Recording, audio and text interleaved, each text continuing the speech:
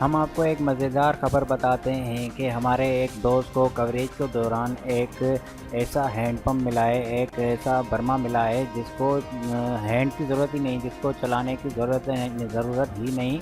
वो खुद ही ऑटोमेटिक चलता है, वो खुद ही पानी देता है, खुद ही पानी निकलता है। उसका पानी इतना ठंडा है कि आप यकीन नहीं कर सकते।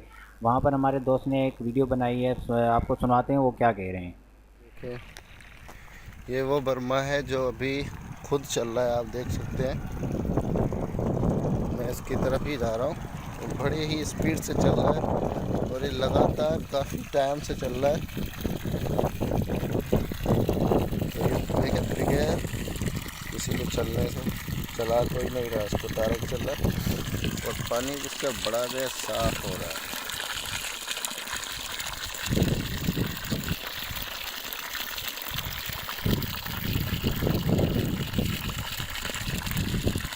इसका 8 से 10 दिनों से चल रहा है।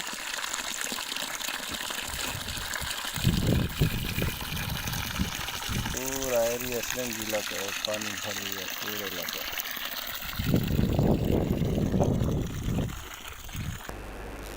अगर ये हैंडपंप आपको देखना है तो ये ज़्यादा दूर नहीं है, कादरापुर के करीब ही है। कादरापुर थाने से थोड़ा आप आगे जाएंगे तो रोड पर ही ये पंप लगा हुआ है।